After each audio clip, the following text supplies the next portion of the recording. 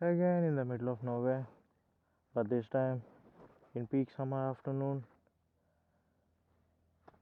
So yep, let me pull out the list. This is my 2 months ownership review. Yeah, today backs the 2 months of ownership of this beautiful machine, man. Okay, notes, the review. So positives. Yep, let's start from the front. The lights, superb lights. I mean, at night time the illumination is just superb. The next, front suspension. Yep, jump suspension. I mean, you see this road, the shot I updated yesterday. I mean, just watch my vlog. So what's the next one? Engine. Yep, coming from the front. Engine. 3-cylinder worth of goofiness. Smooth, agile, quick, yet stable and safe. I mean, how many tags can I put for the engine? That's the level of refinement it has. There is a typical character for the triple, once you cross the 6500 to 7000, the bike just skyrockets. And after 9500, you really need the traction control, even in the sport mode, even in road mode. Yeah, even in road mode is power wheeling, you might see in the highway vlogs. So what's next? Brakes. Yep, the brakes are superb exactly, because not the best, then again they are reliable, completely reliable. The feedback is great, but this lever, it's kind of getting spongy. I mean, the master cylinder, I think, see, my brake fluid is in low. I think I just got my service done. Triumph, the hell. Anyway, I need to go to the Triumph for many things. Another thing, let me mention, see, I'm facing a slight leak from this area.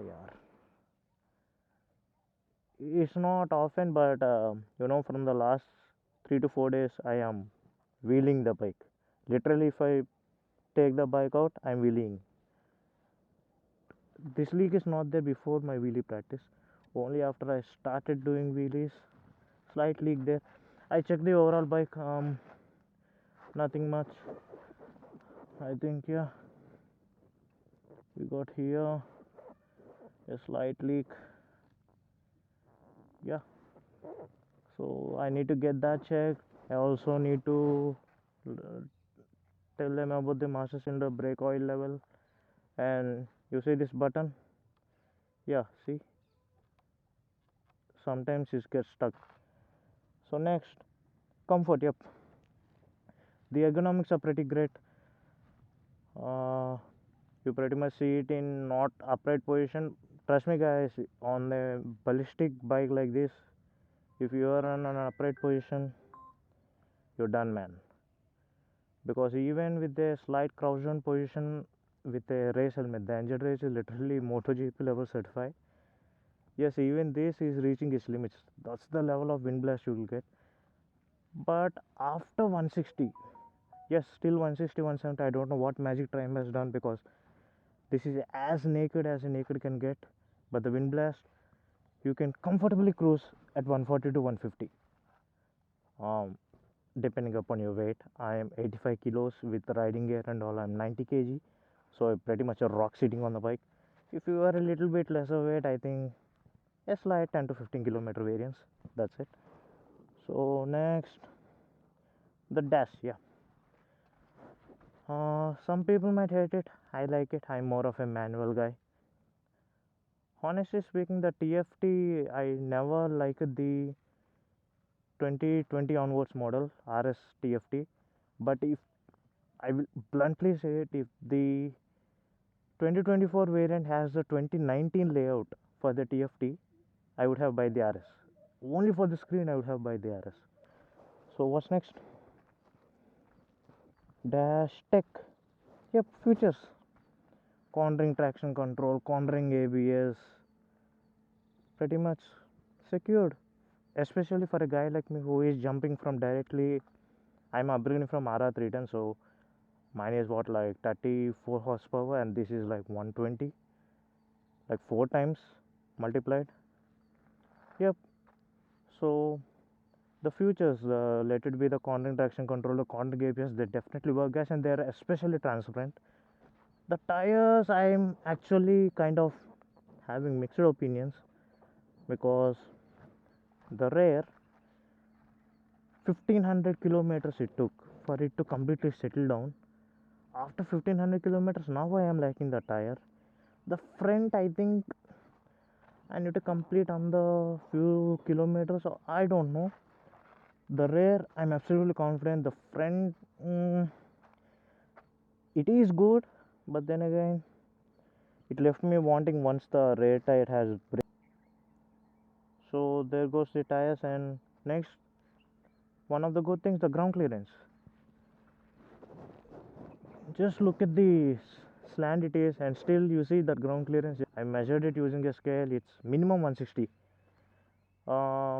My 310 has like 175 or something. So yep, I don't know why people criticize Triumph for the ground clearance, especially for the street triple. Zero issues till date. Okay guys, it's so hot that literally the DJ Action 2 is not at all working. So now I switch it to my mobile, and ooh, scorching heat, man. So the next point we got to talk about is the build quality. Rock solid build quality, every fit and finish. Expect this, you see this gap? Yeah, there is slight gap in this region. So if they have placed these panels a little bit tight, I would have felt a premium quality finish. So that's the only thing lacking, but rest of the bike, yep, every component except these, you see these levers, yeah, they are pretty much cheap. I will talk about them later. So the next thing is the service timeline. 10,000 kilometers or yearly once. The first service cost me 7,000 rupees. So I think the next service will cost on an average at least to 12 to 13,000, I think. So for that kind of amount, yep, yearly once, if it costs me, fine. Not including the brake pads and stuff though, because my 310 normally it's costing around 5 to 6,000 now. So without brake pads and everything, if it costs 12,000 per year, yes, absolutely fine by me. The Windblast, I already said, right, up till 140 to 150 you will be fine. After crossing that only you'll face the Windblast. Mileage, fuel economy, this is a emotional aspect for our Indians. And also, if any other country people are watching, you can squeeze out 22 to 24 if you're lightweight and you're a calm rider. I never ride below 130, and that's the fuel I got. Minimum 18 kilometers per liter. The first 3 gears though, absolutely trash. That will go to the negative. The next, looks. I mean, yeah, even regarding the looks I mentioned, but this is just next level fit and finished product, especially considering the kind of little and lackluster bodywork this has. Yep, the looks are great. The Tyre Life, yep, 2000 kilometers, and you see the tire is pretty much solid. Yes, I got a puncture, so that will be my bad luck, but no signs of wear on any of the tires.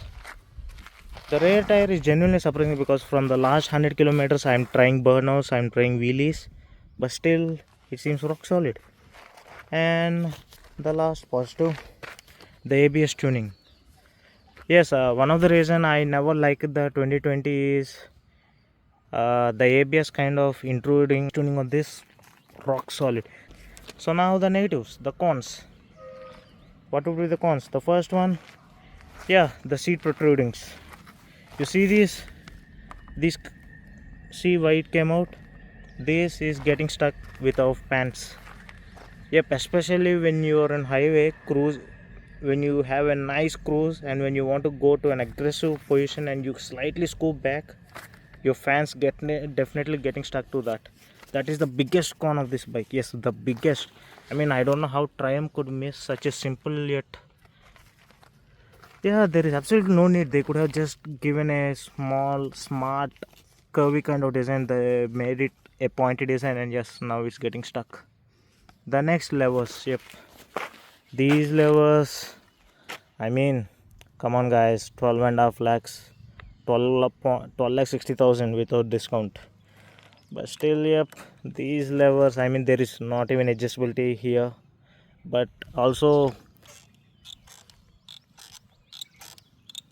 yeah, you can hear that. I don't know why that's coming. That is coming from the last 500 kilometers.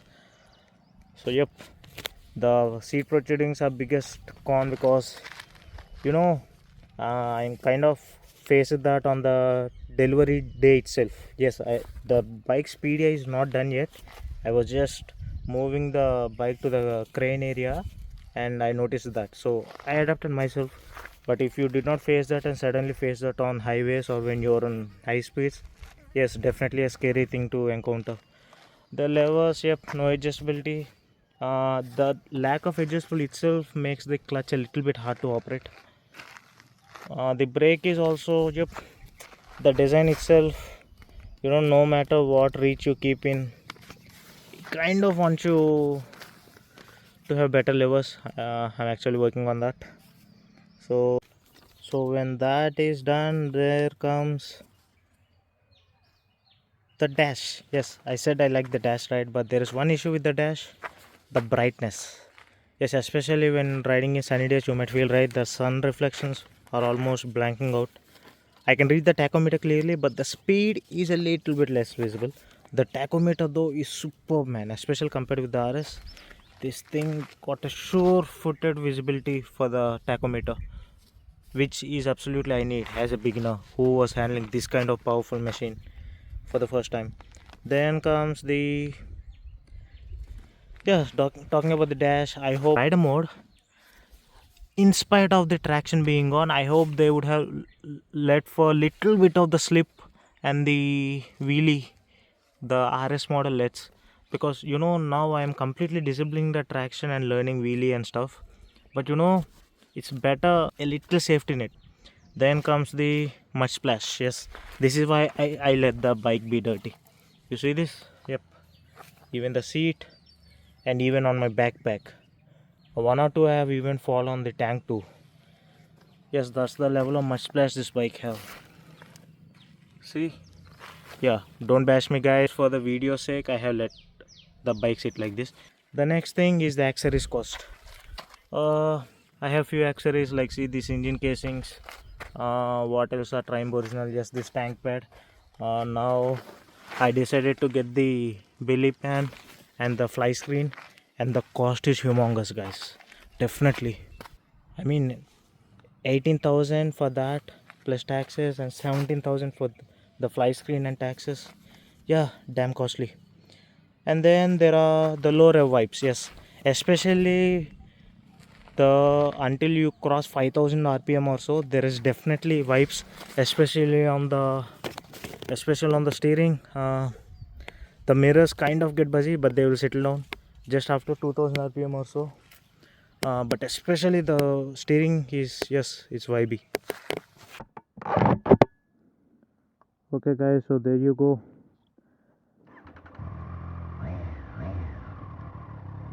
So, oh god, it's so hot here. My phone is roasted, the cam is roasted.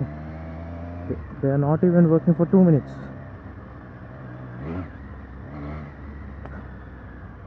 So yep, summarizing the street, I could only say one thing: this is the safest bet one can get, especially considering the competition, you know, because be it the fun aspect, be it the touring capabilities, yes, it doesn't have cruise control. Yep, that is one of the point we can bash it on, but then again, so we'll meet you guys with future videos soon. I'm currently heading home. I wanted to do the Telugu review too, but then again, with this heat, nah man, I'm just see, that's the level of fun you could have on the triple. I'm definitely not experienced, so I'm not the best guy to do that.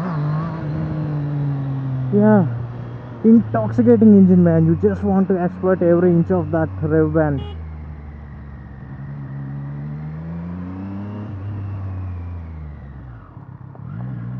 Damn, I just love this bike. I always say this point.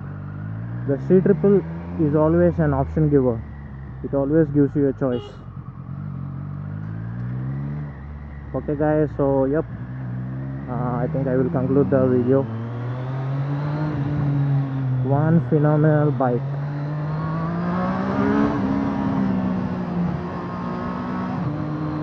Oh, another thing I didn't mention in the video is the quick shifter. Yeah, unfortunately, you know, Triumph quick shifters are sometimes bad.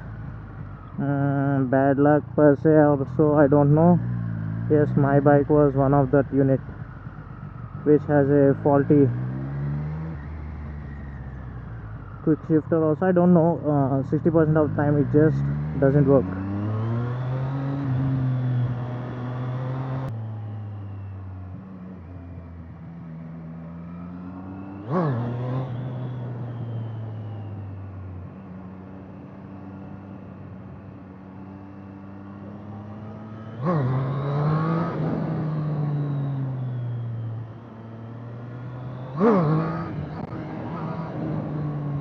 Oh, I can wheelie in rider mode. Hell, I didn't know that. Oh, holy. Yeah. Okay. I take my opinions back, guys. I can definitely. Okay, I came onto public roads. Definitely wheelie in rider mode. Sorry, I bashed it Triumph. That point, I'll take it back. The radiator does your job pretty good. Custom elements. Where is my radiator guard, yaar? Yeah, I ordered ages back from them. Not yet received. Some logistics issue from their side. So there goes the engine. The radiator. As a owner myself, I'm a much of a caring guy, so I'll try myself the best to avoid Indian traffic, especially this. But the heat generation is horrendous on this. Triumph said that the first service will fix it. I see no signs of that happening.